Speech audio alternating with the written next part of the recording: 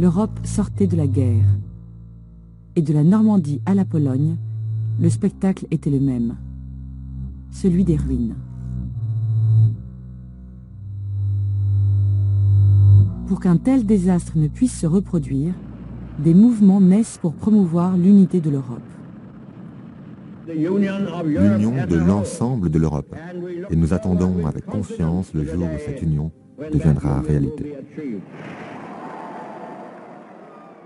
Mais réunir une Europe constituée de pays démocratiques est vite apparu impossible. À l'est du continent, l'Union soviétique a installé un communisme autoritaire. Face à Staline, les Européens de l'Ouest s'appuient sur les États-Unis.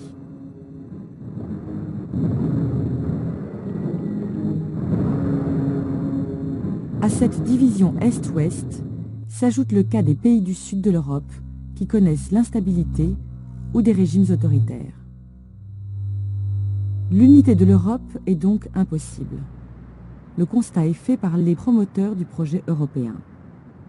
Parmi eux, Jean Monnet, le chancelier allemand Konrad Adenauer, le ministre français Robert Schuman. Il explique une nouvelle stratégie. L'Europe ne se fera pas d'un coup, ni dans une construction d'ensemble. Elle se fera par des réalisations concrètes. Ils sont convaincus qu'il faut aller pas à pas et en premier créer des intérêts communs entre les Européens. L'Europe se fera d'abord par l'économie. En 1952, 6 pays, la France, l'Allemagne de l'Ouest, l'Italie, les Pays-Bas, la Belgique et le Luxembourg s'associent. Ils créent la CECA, la communauté du charbon et de l'acier. Ils mettent en commun ces productions qui sont la base de l'économie de l'époque. Ce qui a servi à faire la guerre apprendra aux Européens à travailler ensemble. Peu après, en 1957, les 6 pays vont beaucoup plus loin. En signant le traité de Rome, ils créent la communauté économique européenne. Il s'agit de permettre la libre circulation des personnes et des marchandises, de créer un marché commun. Les droits de douane entre les 6 sont abolis. Les échanges se développent. Au début des années 90, alors que la guerre froide prend fin, le traité de Maastricht va marquer l'Europe. Il institue une Union européenne entre les 12 États membres de la communauté économique européenne. Le traité de Maastricht, du nom d'une ville du sud des Pays-Bas, est entré en vigueur le 1er novembre 1993, il y a tout juste 25 ans. Il est considéré comme le deuxième acte fondamental de la construction européenne après le traité de Rome de 1957. Les États membres des prospères communautés européennes devaient aller au-delà d'une simple coopération économique. La coopération devait avoir d'autres niveaux. Ce traité qui institue une union économique et monétaire donnera naissance à l'euro 10 ans plus tard.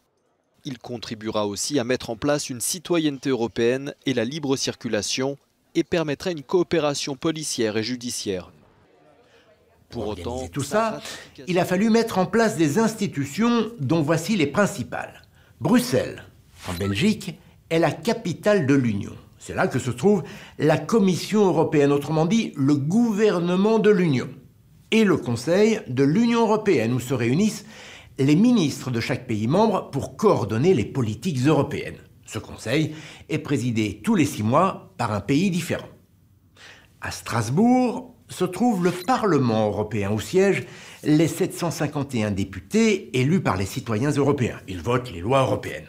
À Luxembourg, la Cour de justice européenne qui fait respecter ses lois. Et à Francfort, la Banque centrale européenne. Elle gère l'euro, la monnaie commune qui circule depuis 2002 dans la majorité des pays de l'Union. Toutes ces institutions s'occupent notamment de régir ce que l'on appelle le marché commun. Au sein de l'Europe, les marchandises et les citoyens peuvent circuler librement.